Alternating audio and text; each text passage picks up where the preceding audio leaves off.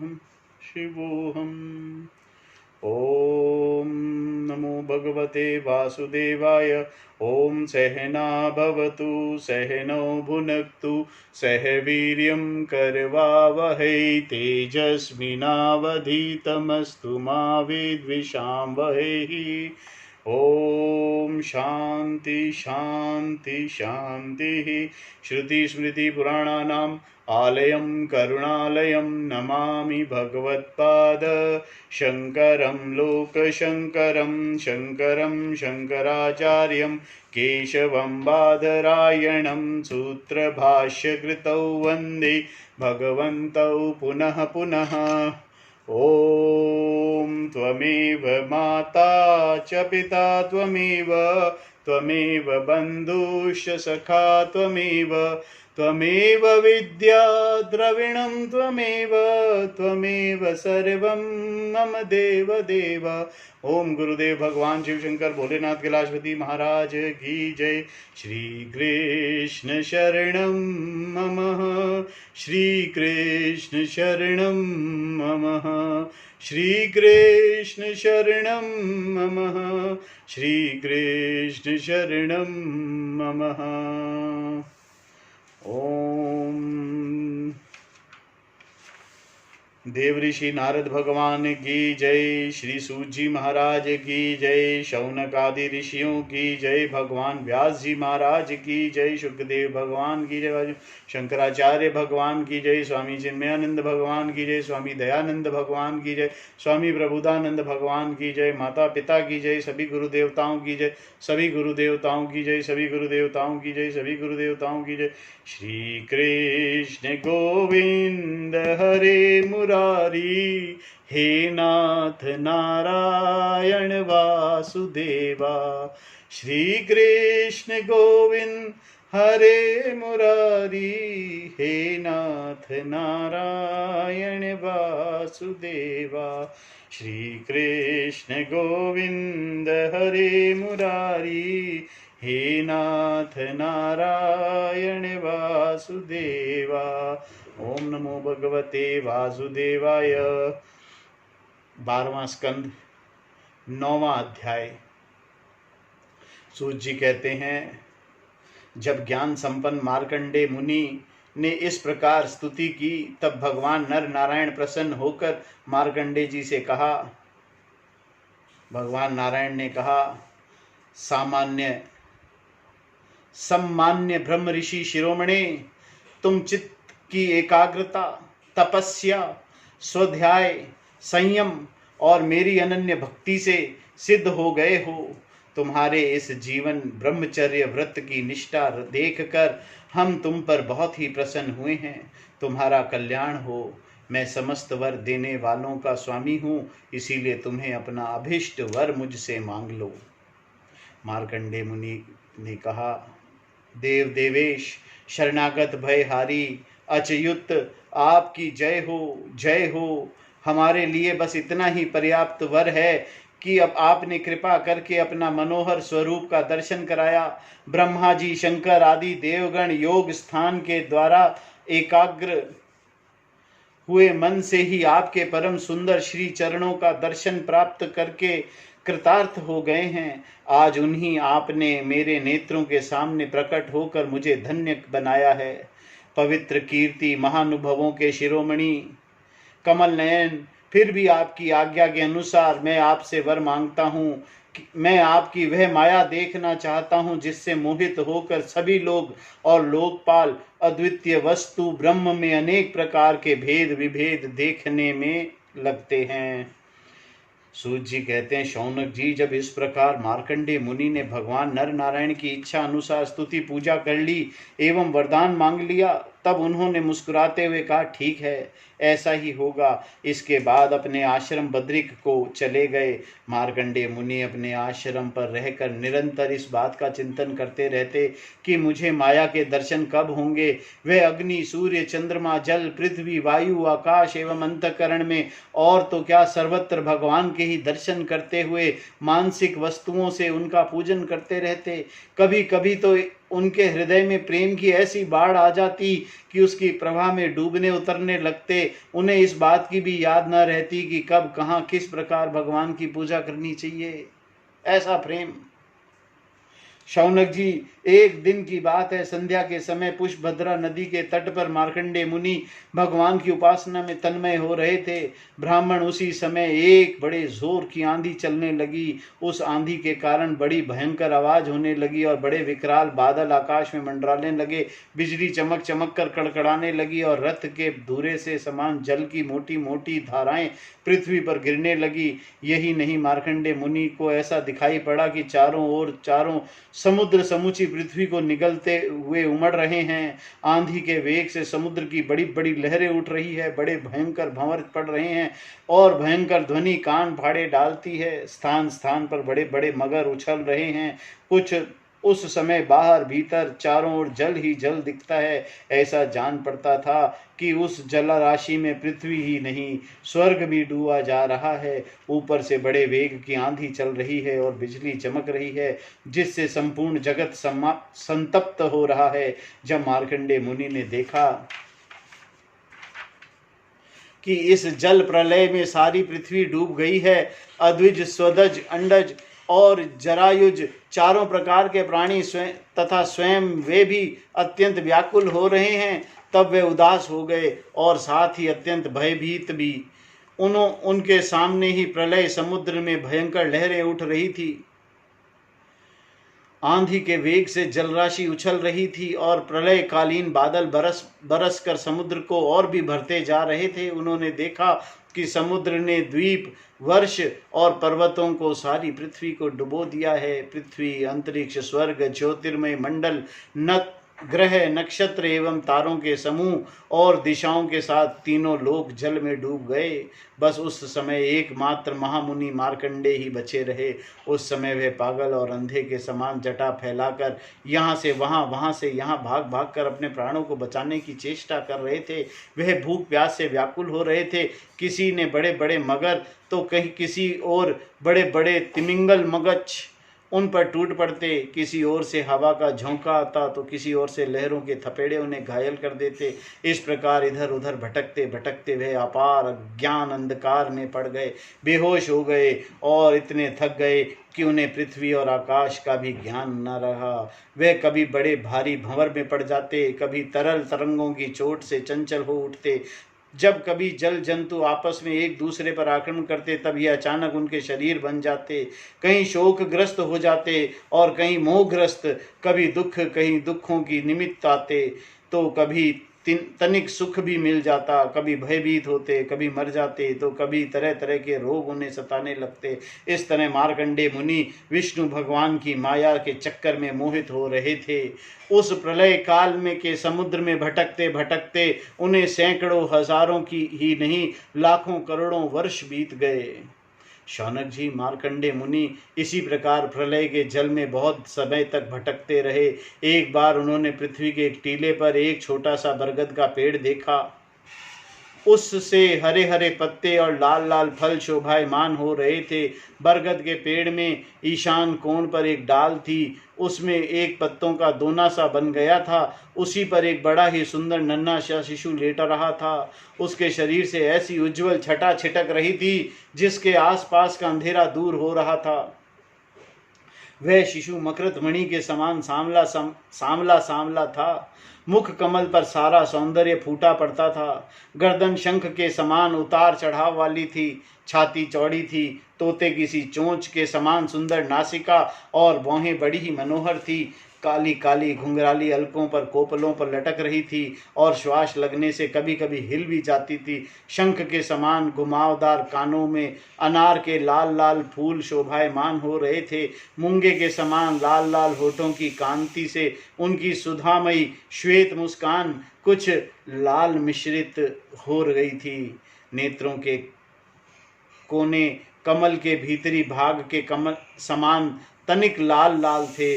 मुस्कान और चितवन बरबस हृदय को पकड़ लेती थी। बड़ी गंभीर नाभि थी, छोटी सी तोंद पीपल के पत्ते के समान जान पड़ती थी।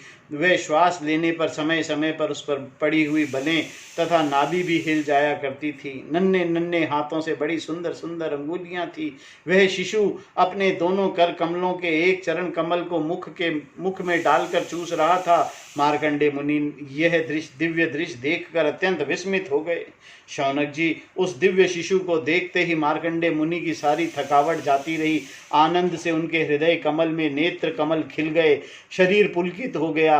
उस नन्हे से शिशु को इस अद्भुत भाव को देखकर उनके मन में तरह तरह की शंकाएं, यह कौन है इत्यादि आने लगी और वह शिशु से यह बात पूछने के लिए सामने सरक गए। अभी मार्कंडे जी पहुंच भी न पाए थे कि उस शिशु के श्वास के साथ उसके शरीर के भीतर उसी प्रकार घुस गए जैसे कोई मच्छर किसी के पेट में चला जाए। उस शिशु के पेट में जाकर जब उन्होंने सब के सब वही दृष्टि देखी जैसे प्रलय के पहले देखी थी, वह सब विचित्र दृश्य देखकर आश्चर्यचकित हो गए।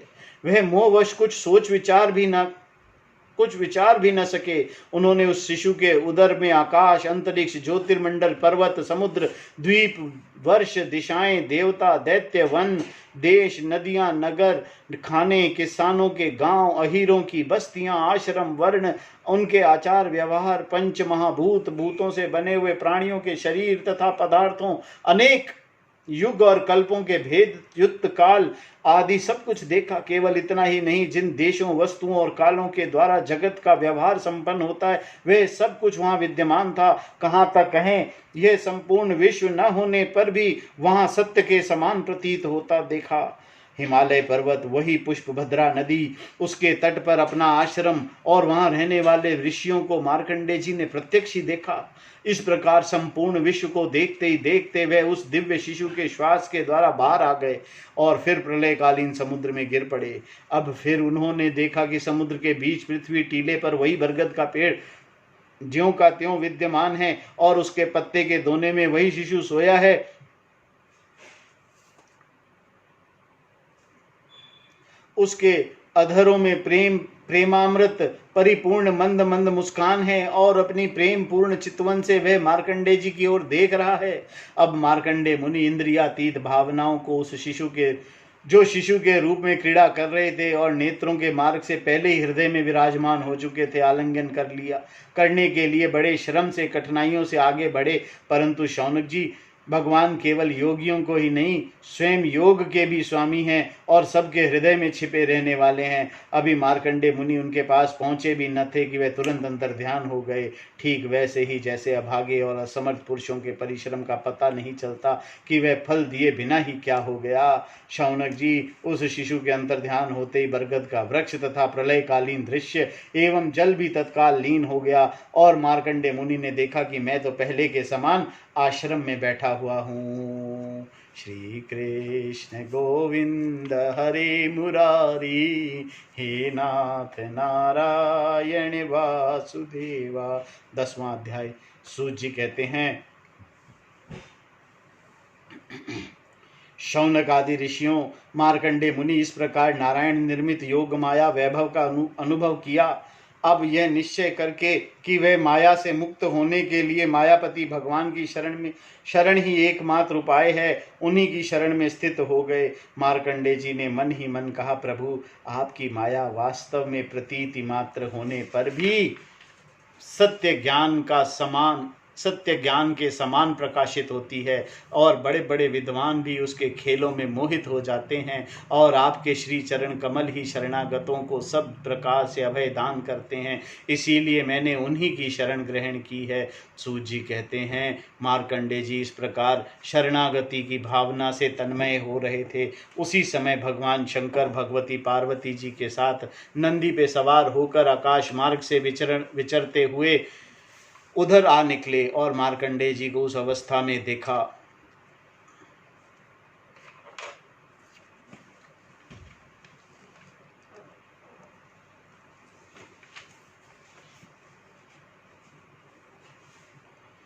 तब उनका हृदय वत्सल स्नेह से उमड़ आया।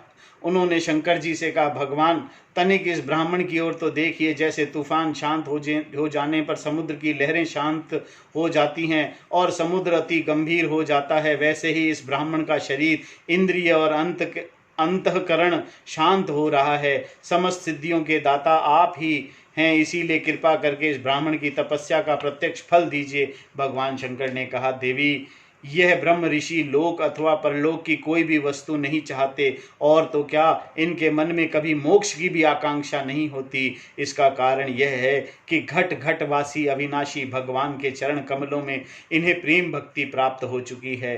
प्रिय, यद्यपि इन्हें हमारी कोई आवश्यकता नहीं है, फिर भी मैं इनके साथ बातचीत करूंगा, क्योंकि ये महापुरुष हैं।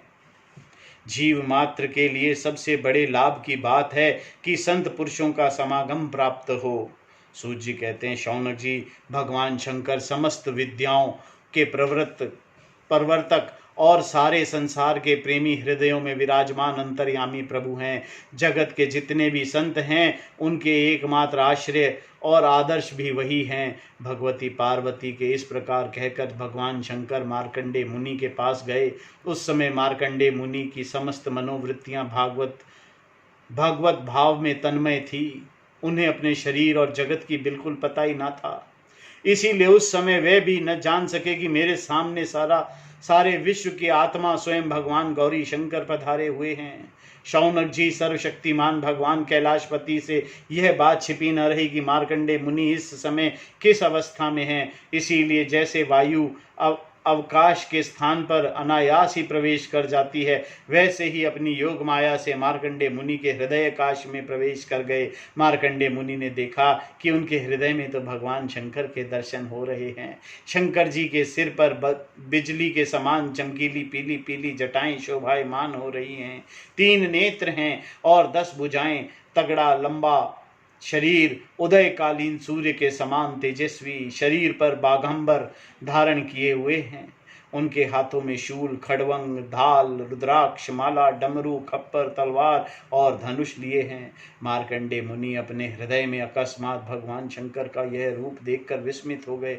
यह क्या है, कहाँ से आया है? इस प्रकार की वृत्तियों का उदय हो जाने से उन्होंने अपनी समाधि खोल दी। जब उन्होंने आंखों खोली तो देखा तीनों लोकों के एकमात्र गुरु भगवान शंकर श्री पार्वती जी तथा अपने गणों के साथ पधारे हैं। उन्होंने उनके चरणों में माथा टेक कर प्रणाम किया। तदंतर मार्कंडेय मुनि ने स्वागत आसन, पाद्य, आराध्य, गंध, पुष्पमाला, धूप और दीप आदि उपचारों से भगवान शंकर, भगवती पार्वती और उनके गणों की पूजा की।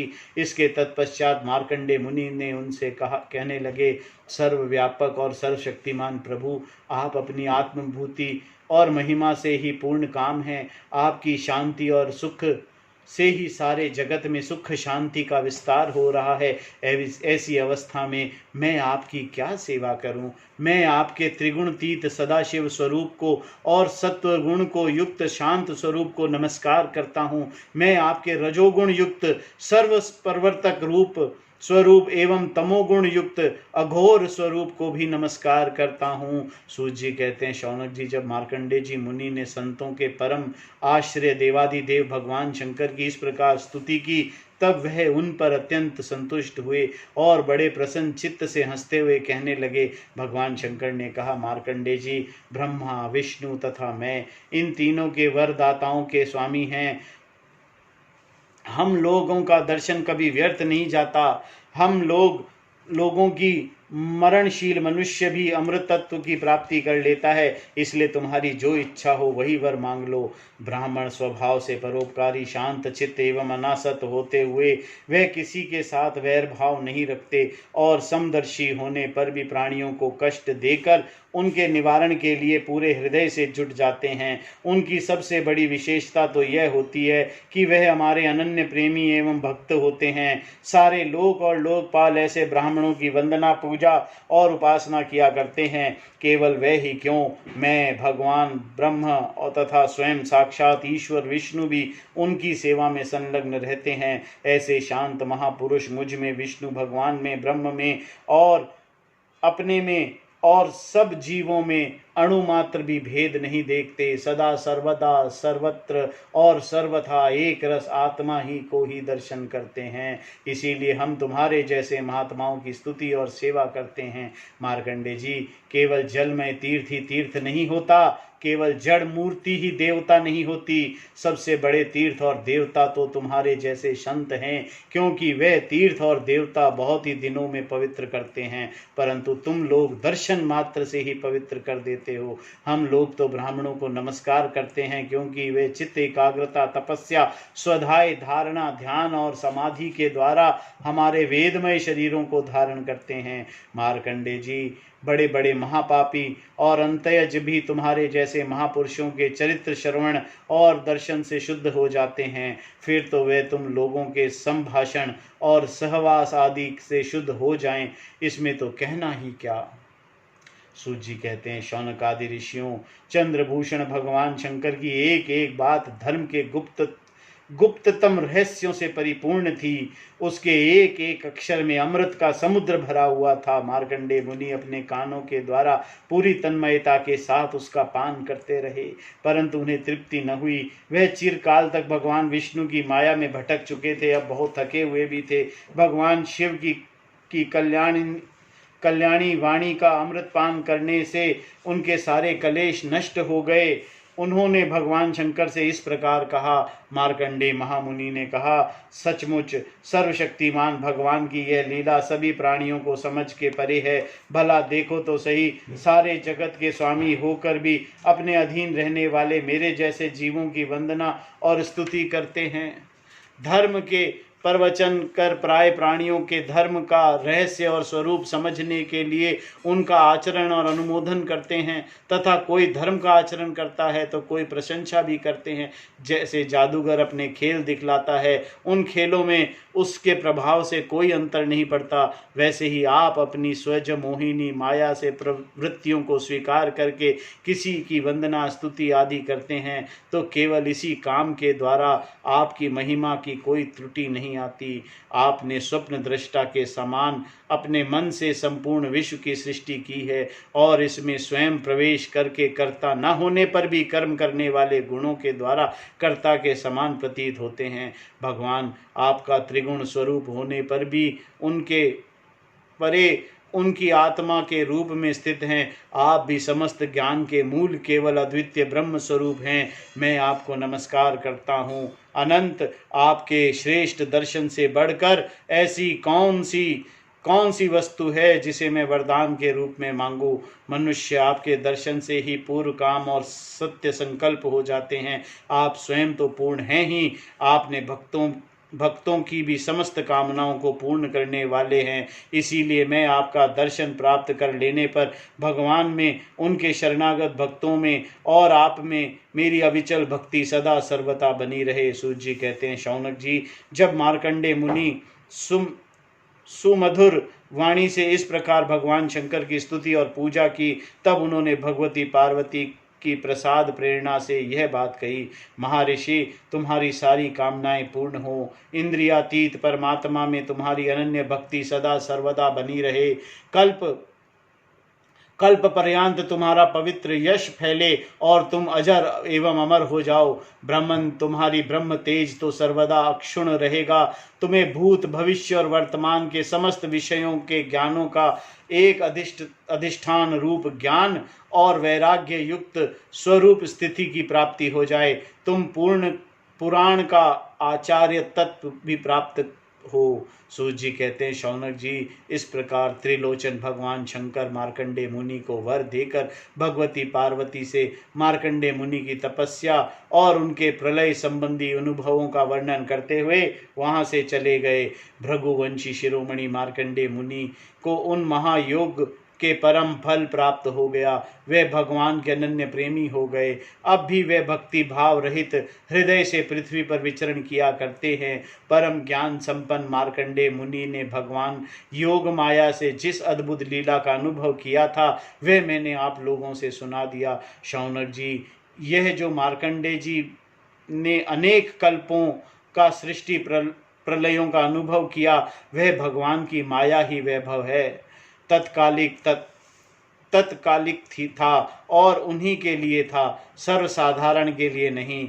कोई इस माया की रचना को न जानकर अनादिकाल से बार बार होने वाले सृष्टि प्रलय इसको ही बतलाते हैं। इसीलिए आपको यह शंका नहीं करनी चाहिए कि इस कल्प में हमारे पूर्वज मार्कंडेय जी की आयु इतनी लंबी कैसे हो गई। भृगुवंश शिरोमणि, मैंने आपको यही मार्कंडेय चरित्र सुनाया है। यह भगवान चक्रपाणि के प्रभाव और महिमा से भरपूर है। जो इसका श्रवण एवं कीर्तन करते हैं वह दोनों ही कर्म और वासनाओं के कारण प्राप्त होने वाले आवागमन चक्कर से सर्वदा के लिए छूट जाते हैं। श्री कृष्ण गोविंद हरे मुरारी, हे नाथ नारायण वासुदेवा। श्री कृष्ण गोविंद हरे मुरारी, हे नाथ नारायण वासुदेवा। ओम नमो भगवते वासुदेवाय। ओम नमो भगवते वासुदेवाय। श्री कृष्णाय श्री गोविंदाय। ओम नमो नारायणाय। श्रीमन्नारायण नारायण नारायण, भजमन नारायण नारायण नारायण, श्रीमन्नारायण नारायण नारायण, भजमन नारायण नारायण नारायण, श्रीमन्नारायण नारायण नारायण, भजमन नारायण नारायण नारायण, श्रीमन्नारायण नारायण नारायण, भजमन नारायण नारायण नारायण, श्रीमन्नारायण नारायण नारायण, भजमन नारायण नारायण नारायण, श्रीमन्नारायण नारायण नारायण, भजमन नारायण नारायण नारायण, श्रीमन्नारायण नारायण नारायण, भजमन नारायण नारायण नारायण। आरती अति पावन पुराण की, धर्म भक्ति विज्ञान खान की। आरती अति पावन पुराण की, धर्म भक्ति विज्ञान खान की।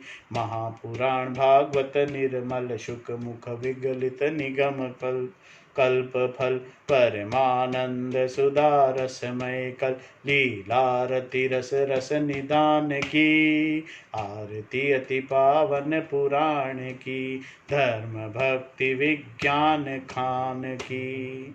कलिमल मथनि त्रिताप निवारिणी, जन्म मृत्युमय भव भयहारिणी। सेवत सतत सकल सुखकारिणी, सौभौषधि हरिचरित गान की। आरती अति पावन पुराण की, धर्म भक्ति विज्ञान खान की। विषय विलास विमोह विनाशिनी, विमल विराग विवेक विकाशिनी। भगवतत्व रहस्य प्रकाशिनी, परम ज्योति परमात्म ज्ञान की। आरती अति पावन पुराण की, धर्म भक्ति विज्ञान खान की। परमहंस मुनि मन उल्लासिनी, रसिक हृदय रस रास विलासिनी। मुक्ति मुक्ति रति प्रेम सुदासिनी, कथा अकिंचन प्रिय सुजान की। आरती अति पावन पुराण की, धर्म भक्ति विज्ञान खान की। आरती अति पावन पुराण की, धर्म भक्ति विज्ञान खान की। श्री कृष्ण गोविंद हरे मुरारी, हे नाथ नारायण वासुदेवा। श्री कृष्ण गोविंद हरे मुरारी, हे नाथ नारायण वासुदेवा। ओम पूर्णमदः पूर्णमिदं पूर्णात् पूर्णमुदच्यते पूर्णस्य पूर्णमादाय पूर्णमेवावशिष्यते। ओम शांति शांति शांतिः। ओम सर्वे सुखिनः भवन्तु, सर्वे सन्तु निरामया, सर्वे भद्राणि पश्यन्तु, मा कश्चित् दुःखभाग् भवेत्। ओम शांति शांति शांति। ओम श्रीमन्नारायण नारायण नारायण।